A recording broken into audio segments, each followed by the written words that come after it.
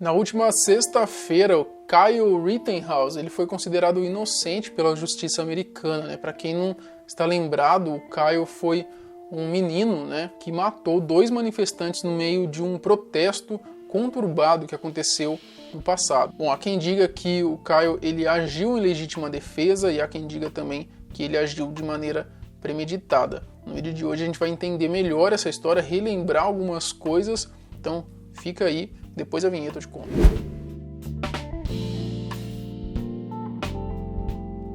Você pode estar se perguntando quem é Kyle Rittenhouse nesse momento, né? Para a gente entender melhor o seu caso, a gente precisa voltar um pouquinho no tempo e relembrar o caso George Floyd, porque ele possui, de certa maneira, uma ligação direta com o caso Kyle. O caso George Floyd. O George Floyd foi um afro-americano que foi assassinado no dia 25 de maio de 2020 por Derek Chauvin, que era um policial de Minneapolis, quando ele se ajoelhou no pescoço do George Floyd durante cerca de 8 minutos. As imagens, obviamente, são fortes, portanto a gente não vai exibir elas aqui, né? Mas você encontra facilmente na internet. Esse assassinato aconteceu porque, na ocasião, o George Floyd tinha tentado trocar uma nota falsa de $20 em uma loja.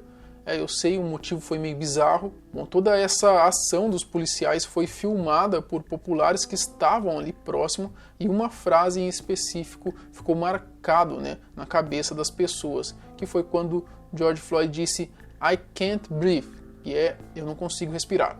Depois do ocorrido, puxaram ali tanto a capivara, né, do policial quanto do George Floyd, e o fato é que nenhum dos dois eram flor que se cheirasse. Ainda assim, obviamente não era motivo para toda essa brutalidade, né, que todo mundo pôde assistir. O Chauvin ele tinha mais de 18 queixas de denúncia envolvendo ali 3 tiroteios. O George ele tinha sido preso em 9 ocasiões, né, entre os anos de 97 a 2007 por roubo e posse de drogas. E em junho de 2021 o policial Derek ele foi condenado a 22 anos de cadeia pelo assassinato de George Floyd. As manifestações e o Black Lives Matter. Bom, o assassinato de George Floyd foi o estopim para uma onda de protestos antirracistas e contra a violência policial. As manifestações tiveram início em Minneapolis, depois foram tomando proporções maiores, né, e tiveram ali registros em diversas outras cidades e estados ali dos Estados Unidos. Esses protestos que a princípio começaram pacíficos, mas com o tempo foi dividindo espaços ali com arruaceiros e vândalos. Janelas de delegacias foram quebradas, lojas incendiadas, sem contar também lojas de comerciantes saqueadas, um verdadeiro caos. Essas manifestações duraram dias e, obviamente, as forças policiais e militares tiveram que agir para conter o ânimo ali dos manifestantes, né? Nesse rolê todo aí, mais de 9.000 manifestantes foram presos e alguns mortos nos confrontos. Agora, falando um pouquinho sobre o Black Lives Matter, né? Vidas negras importam. É um movimento ativista organizado pela comunidade afro-americana, né?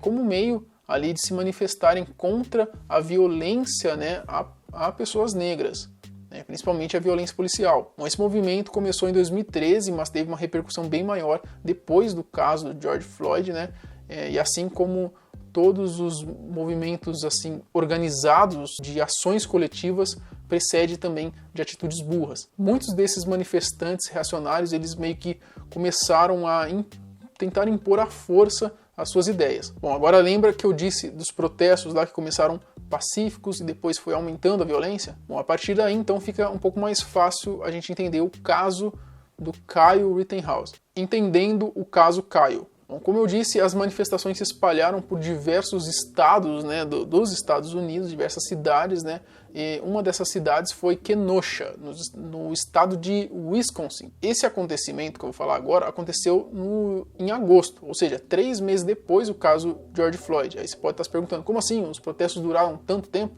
Na realidade, não. Após o caso George Floyd, o movimento Black Lives Matter estava agora mais forte do que nunca e só esperando mais um vacilo por parte da polícia contra homens negros para agir. E foi no dia 23 de agosto, né, que policiais de Kenosha foram atender um incidente doméstico. A mulher que ligou para a polícia na ocasião, denunciando ali então o seu ex-namorado chamado Jacob Blake, né, ela disse que ele estava ali onde não deveria estar, enfim, meio confusa essa história. A polícia ela chega até o local, né, a partir daí né? A história fica ainda mais confusa, é dito que a polícia usou uma arma de choque para conter o Jacob, só que dizem que ele não estava reagindo também, né?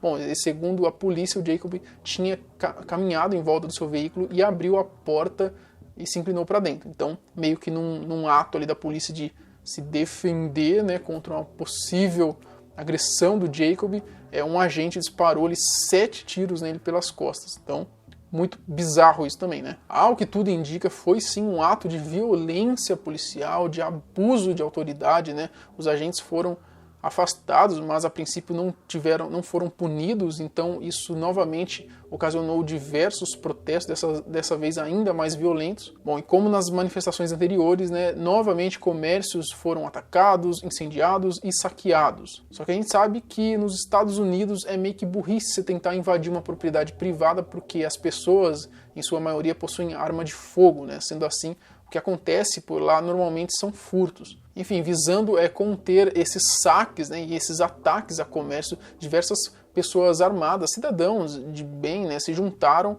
para defender seus comércios, né, seus estabelecimentos nesses atos aí de violência. Bom, e uma dessas pessoas foi o Kyle Rittenhouse, um menino, na época ele tinha 17 anos, ele saiu da sua cidade, dirigiu por 35 quilômetros, né, com seu carro até um município vizinho, e ele estava armado de um fuzil R-15 semiautomático. Bom, segundo a defesa de Kyle, eles tinham medo de que uma concessionária ali de automóveis fosse vandalizada. Não se sabe o vínculo do Kyle com essa concessionária, se era do pai dele, de alguém próximo a ele, isso não é dito na matéria.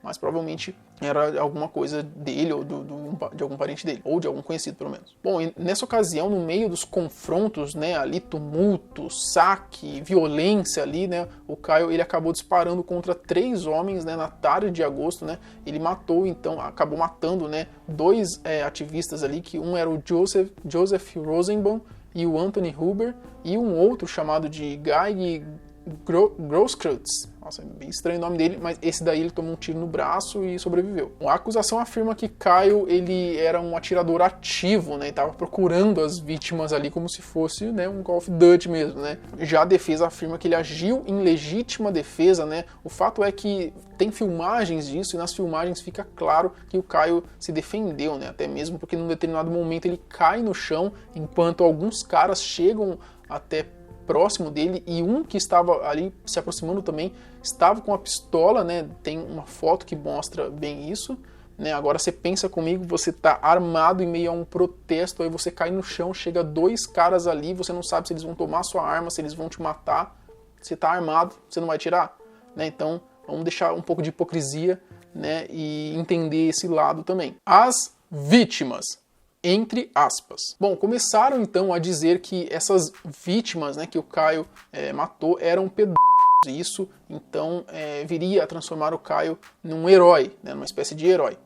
Bom, a gente tem que se atentar aos fatos, né? E seria muita coincidência o Kyle ter atirado logo em 3 abusadores, né? Bom, eu fui dar uma pesquisada mais a fundo, a gente sabe que rola muita fake news quando uma ideologia quer culpar a outra, né? E um quer proteger o outro. Enfim, a gente tenta ser um pouco aqui mais neutro e entender o que de fato aconteceu. Bom, e aparentemente, pelo que eu entendi, né? Eu vou ler aqui uma parte de um dossiê que eu encontrei, né? Esse dossiê ele tenta esclarecer, não puxando nem para um lado nem puxando para o outro, mas tenta esclarecer o que de fato eram essas 3 vítimas, né? E ao que parece, eles não eram pedófilos, mas também não eram nenhum santo, né? Eu vou ler aqui então, abre aspas. Houve quem afirmasse que Kyle havia atirado logo em 3 pedófilos, os 2 mortos e o sobrevivente. Houve quem afirmasse que Kyle abateu 2 pedófilos, que era o Huber e o Rosenbaum. E houve quem dissesse que apenas o herói, entre aspas, Huber, era o pedófilo. Algumas pessoas consideraram Huber também um herói porque ele foi o que tentou tomar a arma do Kyle. Bom, houve quem disse que apenas o Rosenbaum era, que foi o outro cara lá. Enfim, como toda narrativa distorcida e como todo telefone sem fio, a história real foi adulterada em várias versões que se espalharam nas redes, cada uma de sua maneira. Na apuração dos 3 casos, pude atestar, aparentemente, que não há aí casos de pedofilia. Tomo aqui a definição em que o adulto se aproveitaria sexualmente de uma criança com 14 anos ou menos. O Guy, né, ele está longe disso, né, e suas contravenções não dizem nada a respeito sequer de um crime sexual. Então o Gag tem algumas contravenções, né? O Huber, ele tem condenações e admissão de culpa de abuso doméstico e estrangulamento e sufocamento, né? Mas não conta também caso de pedofilia.